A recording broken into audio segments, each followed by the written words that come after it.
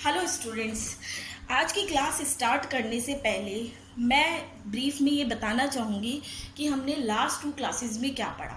हमने last 2 classes में पढ़ा कि इलेक्ट्रोमैग्नेटिक रेडिएशंस क्या होता है, उनकी प्रॉपर्टी क्या होती है, टर्म्स पढ़ी जैसे wavelength, energy, frequency, wave number, ये टर्म्स पढ़ी। फिर हमने पढ़ा कि स्पेक्ट्रोस्कोपी क्या होता है, स्पेक्ट्रा क्या होता है, एमिशन और एब्जॉर्प्शन स्पेक्ट्रोस्कोपी क्या होता है।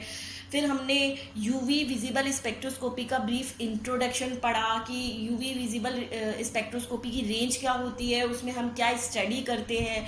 फिर हमने बात की एब्जॉर्प्शंस रूल की, जो कि लैम्बर्ट बियर्ट लॉ था। अब हम बात कर रहे हैं टाइप ऑफ इलेक्ट्रॉनिक ट्रांजिशन। जैसा कि मैंने अपनी पिछली क्लास में बताया था कि यूवी स्पेक्ट्रोस्कोपी में जो यूवी रेडिएशंस का एब्जॉर्प्शंस होता है, उससे जो ट्रांजिशन होता है वो इलेक्ट्रॉन्स का ट्रांजिशन होता है। मतलब इलेक्ट्रॉनिक एनर्जी लेवल में इलेक्ट्रॉन्स का ट्रांजिशन होता है। यूवी रेडिएशंस को एब्जॉर्ब करके इलेक्ट्रॉन लोअर एनर्जी से हाई एनर्जी की तरफ मूव करते हैं। तो एक चीज़ तो समझ में आ गई कि जो ट्रांजिशन है वो इलेक्ट्रॉनिक एनर्जी लेवल्स में होता है। जैसा कि आपको पता है कि मेनली 3 तरह के ट्रांजिशंस होते हैं: इलेक्ट्रॉनिक ट्रांजिशंस, वाइब्रेशनल ट्रांजिशंस और रोटेशनल ट्रांजिशंस। यूवी रेडिएशंस में इतनी एनर्जी होती है कि जो ट्रांजिशन, वो एनर्जी इलेक्ट्रॉनिक ट्रांजिशंस के लिए सफिशिएंट होती है, तो इसीलिए इलेक्ट्रॉनिक ट्रांजिशंस होते हैं। इलेक्ट्रॉनिक ट्रांजिशंस को समझने से पहले हम समझेंगे कि इलेक्ट्रॉन्स और एनर्जी लेवल्स कितने तरह के होते हैं। ये 3 तरह के होते हैं: बॉन्डिंग, एंटी बॉन्डिंग और नॉन बॉन्डिंग। बॉन्डिंग इलेक्ट्रॉन्स होते हैं सिग्मा पाई इलेक्ट्रॉन्स, और एनर्जी लेवल्स होते हैं इनसे एसोसिएट सिग्मा और पाई एनर्जी लेवल्स। इनकी एनर्जी कम होती है क्योंकि ये स्टेबल होते हैं। उसमें भी सिग्मा एनर्जी लेवल की एनर्जी पाई एनर्जी लेवल की से भी कम होती है। इसका मतलब है कि सिग्मा एनर्जी लेवल में जो इलेक्ट्रॉन्स है वो सबसे ज़्यादा स्टेबल होते हैं। ठीक है। दूसरा है एंटी बॉन्डिंग एनर्जी लेवल या एंटी बॉन्डिंग इलेक्ट्रॉन्स, वो होता है सिग्मा स्टार और पाई स्टार। तीसरा होता है नॉन बॉन्डिंग इलेक्ट्रॉन्स या नॉन बॉन्डिंग एनर्जी लेवल्स। तो इसका मतलब है कि इलेक्ट्रॉनिक ट्रांजिशंस में ये 3 energy level, bonding, anti bonding और नॉन बॉन्डिंग एनर्जी लेवल्स काम में आएंगे। अब हम इस फ्लो चार्ट को देखते हैं। इस फ्लो चार्ट में एनर्जी लेवल्स हैं, वेरियस एनर्जी लेवल्स हैं। जो नीचे कम एनर्जी के एनर्जी लेवल्स हैं वो सिग्मा, पाई और नॉन बॉन्डिंग एनर्जी लेवल्स हैं, और जो हाई एनर्जी के एनर्जी लेवल्स हैं वो पाई एंटी बॉन्डिंग और सिग्मा एंटी बॉन्डिंग है। ऐसा इसीलिए है कि जो बॉन्डिंग और नॉन बॉन्डिंग एनर्जी लेवल्स होते हैं वो स्टेबल होते हैं और कम एनर्जी के होते हैं, और जो एंटी बॉन्डिंग एनर्जी लेवल्स होते हैं वो हायर एनर्जी के होते हैं।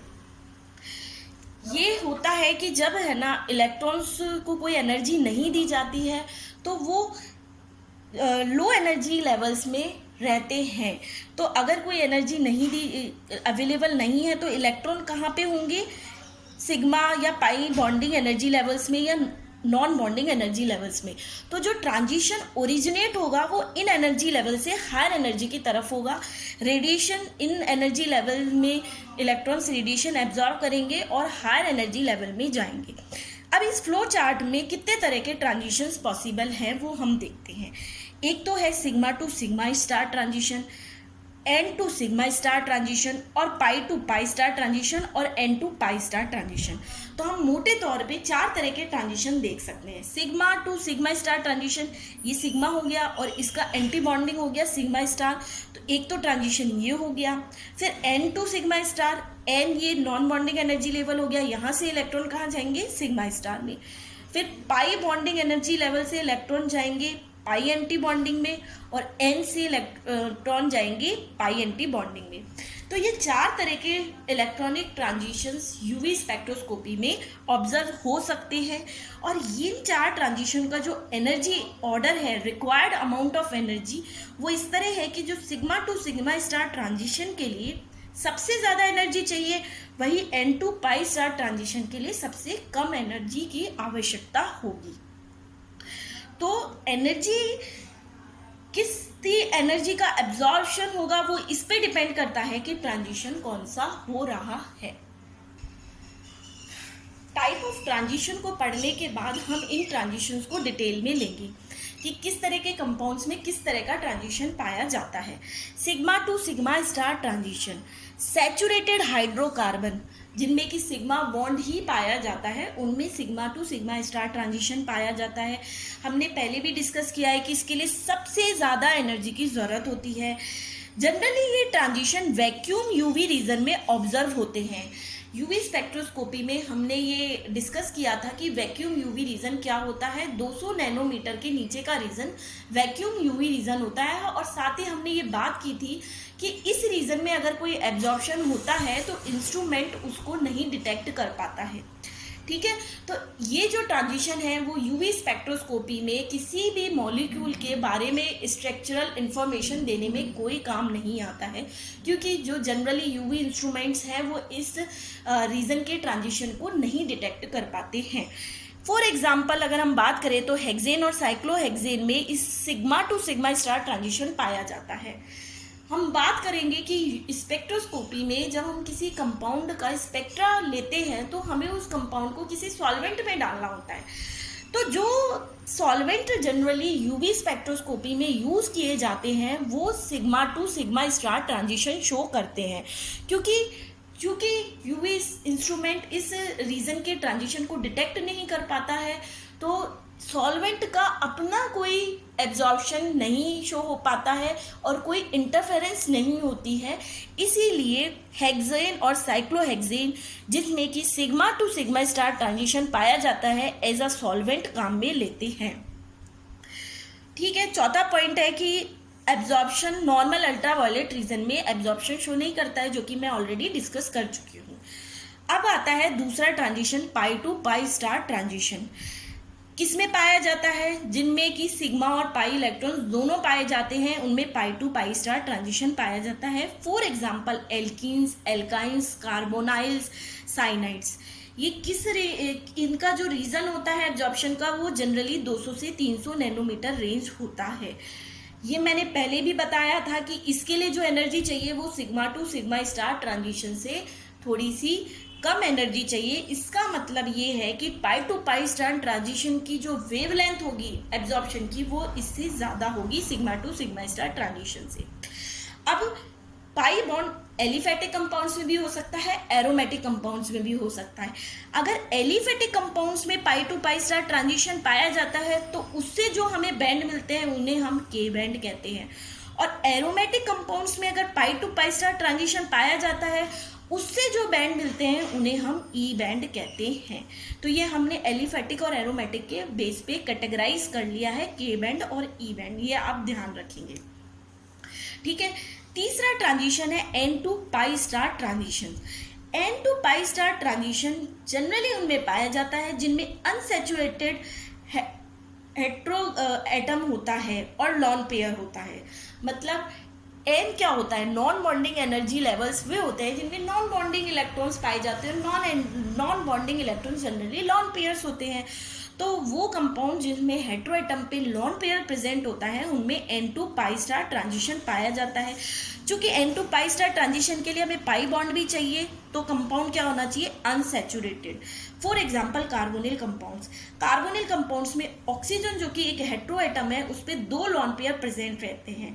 तो ये जो कार्बोनिल कंपाउंड्स में उसमें pi to pi star transition भी पाया जा सकता है, क्योंकि पाई और pi anti bonding energy level भी प्रेजेंट है, और N to pi star transition भी पाया जा सकता है क्योंकि नॉन बॉन्डिंग इलेक्ट्रॉन्स प्रेजेंट है। जो N to pi star transition की जो लैम्डा होती है वो लगभग 300 नैनोमीटर की होती है इस कंपाउंड में जनरली, और जो इसकी वजह से जो बैंड मिलता है उसे हम आर बैंड कहते हैं।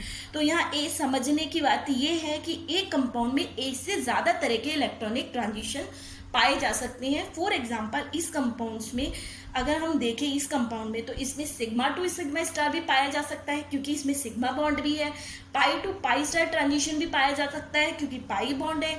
N to pi star transition भी पाया जा सकता है क्योंकि लॉन पेयर प्रेजेंट है। तो ये 3 तरह के इलेक्ट्रॉनिक ट्रांजिशंस इस कंपाउंड में पाए जा सकते हैं।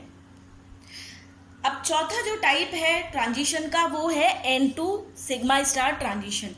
N2 सिग्मा स्टार ट्रांजिशन वो किन कंपाउंड्स में पाया जाता है? N2 सिग्मा स्टार ट्रांजिशन उन कंपाउंड्स में पाया जाता है जिनमें सैचुरेटेड कंपाउंड्स हो, पाई बॉन्ड ना हो और एक हेटेरो एटम कम से कम प्रेजेंट हो जिसके पास लॉन पेयर हो। अब इसका अगर हम एग्जांपल देखेंगे तो सैचुरेटेड हैलाइड्स, एल्कोहल्स, ईथर, ये आप देखेंगे ROR ऑक्सीजन पे लॉन पेयर है, हैलाइड हेलोजन पे लॉन पेयर है, तो ये कंपाउंड्स देंगे N2 सिग्मा स्टार ट्रांजिशन। इनमें sigma to sigma star transition भी पाया जाएगा, साथ ही N2 सिग्मा स्टार ट्रांजिशन पाया जाएगा। अब N2 सिग्मा स्टार ट्रांजिशन की जो अगर हम एनर्जी देखें तो energy required decrease with increase in halogen atom size. इसका मतलब ये है कि अगर हम कंपैरिजन करें X को, अगर हम Cl ले और I ले तो Cl और I में से I का साइज ज़्यादा होता है, तो I के लिए जो लैम्डा मैक्स है वो ज़्यादा है, मतलब एनर्जी कम चाहिए, और Cl के लिए लैम्डा मैक्स कम है, इसका मतलब एनर्जी ज़्यादा चाहिए। तो जैसे जैसे हेलोजन का साइज बढ़ रहा है रिक्वायर्ड अमाउंट ऑफ एनर्जी कम हो रही है और लैम्डा बढ़ रही है। तो N2 सिग्मा स्टार ट्रांजिशन में हमने साइज, हेटेरोएटम के साइज का क्या इफेक्ट पड़ता है वो भी हमने देख लिया कि साइज जैसे जैसे बढ़ता है एनर्जी कम हो जाती है। ठीक है, अब हम बात करेंगे ट्रांजिशन प्रोबेबिलिटी। हमने 4 तरह के ट्रांजिशंस पढ़ लिए, हमने उनकी एनर्जी का ऑर्डर देख लिया कि किस तरह के ट्रांजिशन में कितनी एनर्जी चाहिए, ज़्यादा चाहिए, कम चाहिए, और एक ही कंपाउंड में एक से ज़्यादा तरह के ट्रांजिशंस हमें मिल सकते हैं। अब बात करेंगे ट्रांजिशन प्रोबेबिलिटी की। ट्रांजिशन तो हो रहा है लेकिन उसकी प्रोबेबिलिटी क्या है, वो किस हद तक हो रहा है, हमें वो भी समझना पड़ेगा। उसके आधार पर ट्रांजिशन 2 तरह के होते हैं, अलाउड ट्रांजिशन और नॉट अलाउड ट्रांजिशन। अब अलाउड और नॉट अलाउड ट्रांजिशन क्या होते हैं? हर जो ट्रांजिशन हो रहा है वो अलाउड हो ये ज़रूरी नहीं है। सिलेक्शन रूल होते हैं जो बताते हैं कि जो ट्रांजिशन हो रहा है वो अलाउड है कि नहीं है, और अलाउड नहीं है तो क्यों है, ये चीज़ हम प्रोबेबिलिटी में पढ़ेंगे। अलाउड ट्रांजिशंस वो ट्रांजिशंस होते हैं जो कि ज़्यादा होती है, जिसकी प्रोबेबिलिटी ज़्यादा होती है, जो कि सिमेट्री रूल को सेटिस्फाइड करते हैं। For example sigma to sigma star और pi to pi star transitions allowed transitions हैं, और N2 सिग्मा स्टार और N2 pi star transitions not allowed transitions हैं। ऐसा क्यों? जब सिग्मा से सिग्मा स्टार में इलेक्ट्रॉन जाता है या पाई से पाई स्टार में इलेक्ट्रॉन जाता है तो ये सिमेट्री नहीं चेंज होती है, जबकि जब N से सिग्मा स्टार और N से पाई स्टार में इलेक्ट्रॉन जाता है तो सिमेट्री चेंज हो जाती है। तो वो ट्रांजिशन जिसमें सिमेट्री चेंज नहीं होती है वो तो अलाउड ट्रांजिशंस होते हैं, और वो ट्रांजिशन जिसमें कि सिमेट्री चेंज हो जाती है वो नॉट अलाउड ट्रांजिशंस होते हैं। अलाउड ट्रांजिशन को होने की प्रोबेबिलिटी हमेशा हाई होती है और नॉट अलाउड ट्रांजिशंस को होने की प्रोबेबिलिटी हमेशा कम होती है।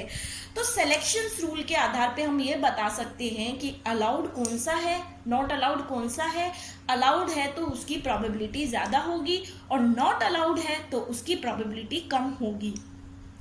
फॉर एग्जाम्पल अगर हम ये allowed transition N2 sigma star और pi to pi star transition का हम प्रोबेबिलिटी फैक्टर देखें तो हम पाएंगे कि वो 10 की पावर 4 से ज़्यादा होता है, जबकि हम नॉट अलाउड ट्रांजिशन का प्रोबेबिलिटी फैक्टर देखें तो वो 10 से 100 के रेंज में होता है। आप देख सकते हैं कितना फ़र्क है, ये 10 की पावर 4 से ज़्यादा होता है, ये सिर्फ 10 और 100 के बीच में होता है।